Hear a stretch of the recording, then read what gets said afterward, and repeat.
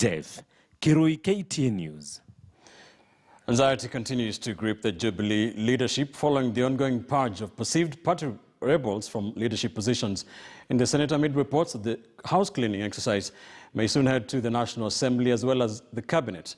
But just how plausible is the much-hyped talk of President Uhuru Kenyatta inking a deal for a government of national unity with key opposition leaders, including ODM's Raila Odinga, and who would be the possible casualties should this sail through?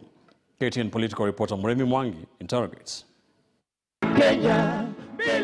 Like a sharpshooter hitting locked targets from a strategic position of camouflage, the hitherto quiet but politically active President Uhuru Kenyatta has been on an all-out Jubilee house cleaning exercise, inking fresh alliances with new confidence and axing perceived rebels from leadership, all key casualties being close allies of his deputy William Ruto, a reorganization that has put at a fever pitch talk of a massive shake-up of government, including the cabinet.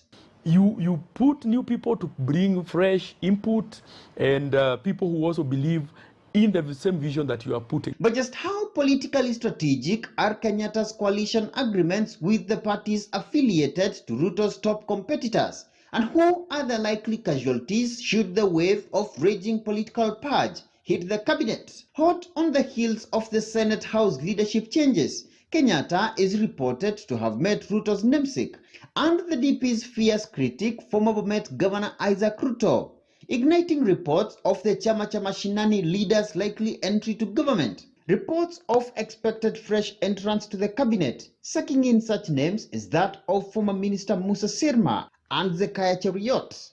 Both of these being close confidants of Kenyatta's new ally and fierce Ruto rival, KANU Chairman and Baringo Senator Gideon Moi.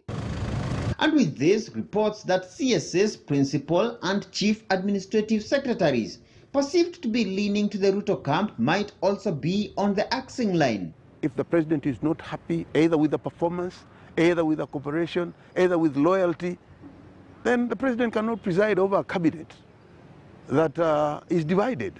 He has to, if he has to achieve his full agenda. Speaking to KTN News, former Bomet Governor Isaac Ruto declined to disclose details of his meeting with the president, but said his party wholly supports any arrangement with the head of state to deal with the economic slump following the COVID-19 pandemic, adding that fresh political partnerships are necessary for the president to navigate a likely constitutional referendum, his succession politics, and the country's stability post-2022.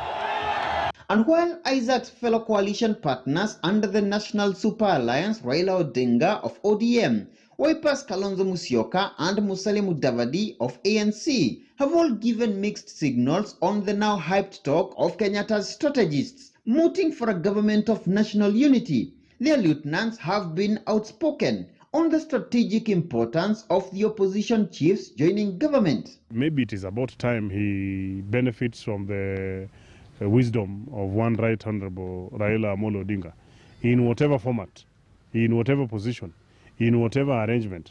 I mean, myself and many Kenyans, I'm sure, will support. I wouldn't mind being a minister in the in the current settings, or someone else. So if you know, it means it's going to bring in the best cream, cream de la cream for the best leadership in this country.